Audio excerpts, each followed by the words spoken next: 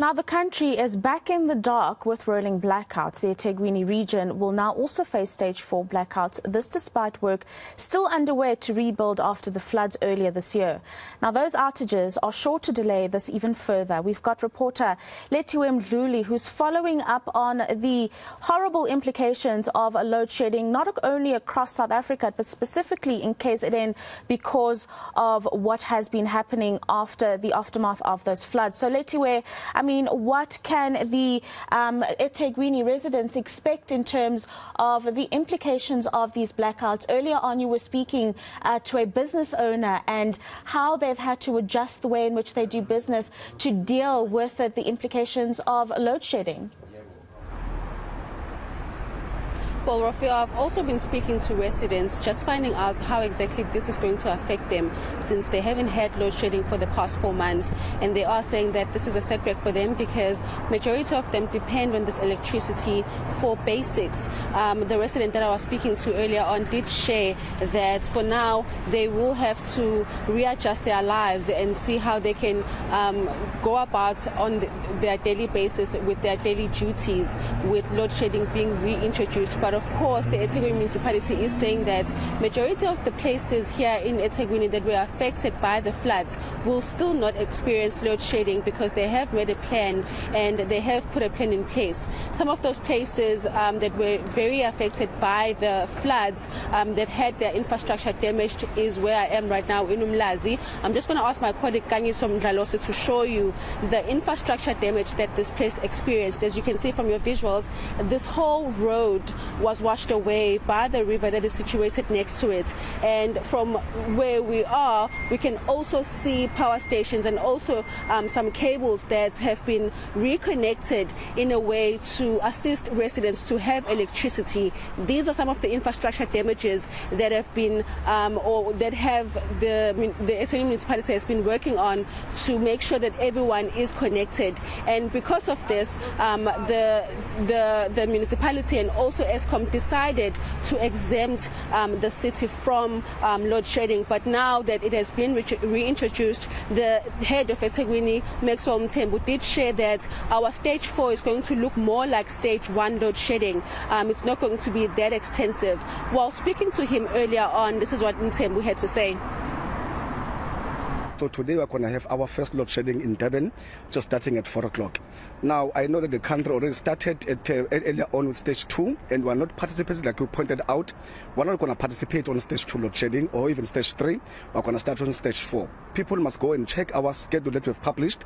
They can see that what used to be our stage 1 previously is what we're now pushing on to stage 4. So they must check and see the areas that are listed there. And of course, there are areas that are now excluded officially from load shedding totally. That were on stage 1 before. Areas like Maran Ridge, areas like Shall Cross and so forth, and all the other big businesses that were affected by the storm, where our substation was submerged with the water and the production is not functioning. So it's not technically possible to do load shedding on those substations. It's not because we love them or they made noise before. It's simply because technically speaking, it is not possible to do it. And we also agreed with ESCOM and National Control that even those substations that we deem to be okay to do load shedding on, which are starting today, should there be any problem technically that is going to arise from them, we will make a decision actually to stop load shedding until we see what the problem is and fix the problem, and then we move on. And I must say so that eThekwini is still committed to work with ESCOM and with National Control to continue with load shedding and participate and help the national grid and make sure it does not collapse. But we're not going to do so when we know that we're also collapsing the grid of eThekwini municipality. So we've got that understanding with engineers in ESCOM and engineers also in National Control. So that head of electricity indicating that they're committed to working with ESCOM to protect the national grid as far as possible, and then of course explaining the reason for the stage 4 load shedding after 4 months. But you also, like you mentioned a little bit earlier, spoke to residents and how they are being affected by this load shedding.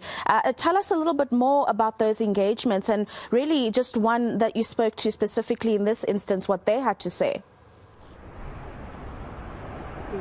One thing that I have picked up is that a lot of residents around eThekwini are actually not aware that load shedding has been reintroduced once again.